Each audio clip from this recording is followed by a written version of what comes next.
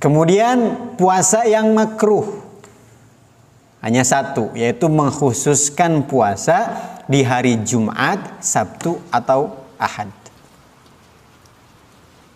Tidak haram, berarti masih boleh. Kalau orang waktu pagi belum sarapan, sampai jam 11 dia belum mendapatkan sarapan, maka dia boleh berpuasa? Boleh, karena niat puasa sunnah maksimalnya waktu zuhur. Tapi pada saat itu pada hari Jumat, boleh? Boleh. Walaupun itu dengan sengaja, ini hukumnya makruh. Tapi kan dia nggak mengkhususkan. Dia berpuasa karena tidak ada makanan. Jadi sayang, maka dia berpuasa. Kalau orang yang seperti itu hilang dari makruh. Berbeda ya dengan orang yang mengkhususkan, saya akan berpuasa setiap hari Jumat, setiap hari Sabtu, setiap hari Ahad. Ini namanya mengkhususkan, dan baginya mendapatkan hukum makruh. Tapi kalau orang yang sedang puasa Daud, pasti akan mendapati hari-hari ini. Hari Kamis berpuasa, maka otomatis hari Sabtu dia akan berpuasa. Hari Rabu berpuasa, maka otomatis dia akan berpuasa hari Jumat dan juga hari Ahad. Orang yang seperti ini tidak makruh karena tidak mengkhususkan. Faham ya? Berpuasa hari Jumat, Sabtu dan Ahad ini makruhnya bagi orang yang benar-benar mengkhususkan untuk berpuasa sunnah pada hari itu. Kemudian puasa yang hukumnya haram. Pertama, seorang istri tanpa izin suaminya. Tanpa izin di sini bukan berarti, Pak, besok saya mau berpuasa. Diizinkan atau tidak? Ya, boleh. Atau enggak boleh. Bukan seperti itu. Tapi ketika siang hari, misalnya suaminya menginginkan untuk jima dengan istrinya, kata suami, buka mah, Bapak pengen, misalnya. Nah, si istri malah melanjutkan, maka hukumnya haram. Ketika suami menyuruh istrinya untuk berbuka puasa, maka wajib bagi si istri ini untuk berbuka. Berbeda dengan puasa wajib. Kalau si istri sedang mengqadha puasa, maka tidak boleh membatalkan. Sedang berpuasa nazar, gak boleh membatalkan juga. Yang haram itu adalah puasa sunnah. Istri malah berpuasa sunnah, sedangkan suami menyuruhnya untuk berbuka. Mafhum? Yang kedua, Idul Fitri, tanggal 1 Syawal. Yang ketiga, Idul Adha, tanggal 10 Zulhijjah. Yang keempat, hari Tasyrik, yaitu tanggal 11, 12, 13 pada bulan Zulhijjah. 3 hari setelah hari raya Idul Adha. Kemudian yang kelima, tanggal 16 sampai 30 Sya'ban. Ini masih khilafiyat ya. Tapi tetap saya tulis. Maksudnya khilafiyat bagaimana? Ada sebagian ulama yang berpendapat bahwa pada tanggal 16 sampai tanggal 30 Sya'ban ini tidak haram, tapi hanya sekedar makruh. Tetapi bagi orang yang sedang puasa Daud atau yang istiqomah Senin Kamis, maka berpuasa pada tanggal 16 sampai tanggal 30 ini tidak makruh. Atau saya tulis di sini 29 ya.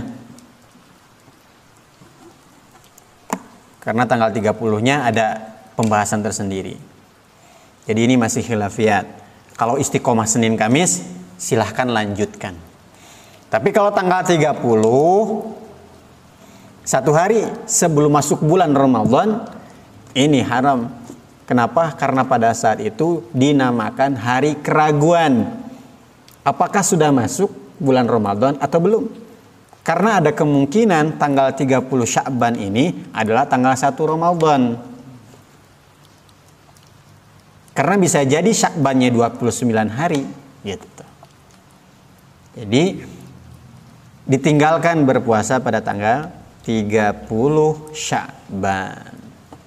Kalau ini mudah ya. Kalaupun diperbolehkan untuk berpuasa, apakah kita akan berpuasa pada hari raya Idul Fitri? Sayang ya, banyak makanan.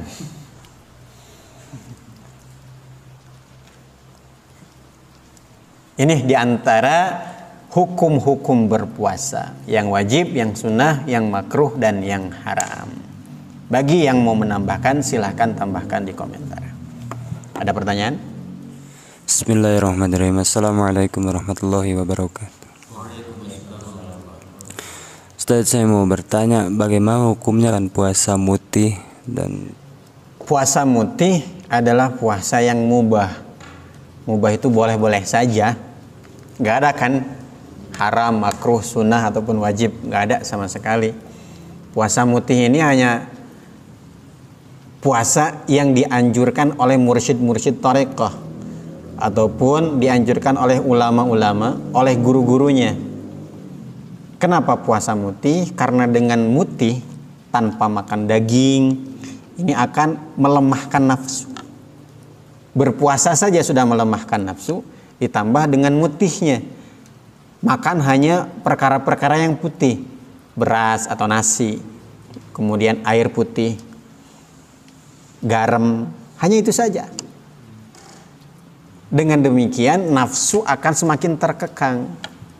Biasanya puasa-puasa seperti ini berbarengan dengan amalan-amalan khusus, dan itu sah-sah saja, diperbolehkan. Cuman tidak sampai kepada hukum sunnah atau makruh, apalagi haram. Jadi mubah, boleh-boleh saja. Terus puasa 1 tahun kan sama, ada ulama-ulama yang berpuasa sampai 3 tahun berturut-turut, sedangkan di sini tidak ada. Haram nggak? Nggak ada. Di sunnah nggak ada juga. Jadi mubah. Kalau memang ada dalam pengawasan gurunya, maka diperbolehkan. Tapi puasa-puasa yang seperti itu, puasa 1 tahun penuh, puasa mutih, ini jangan dilakukan kalau kita nggak mempunyai guru atau tanpa anjuran dari guru. Karena kita pun perlu namanya gizi. Kita nggak boleh lebih dari 40 hari nggak makan ayam atau daging. Harus makan daging tuh biar tubuh kita berisi, bergizi. Nggak dianjurkan kita vegetarian.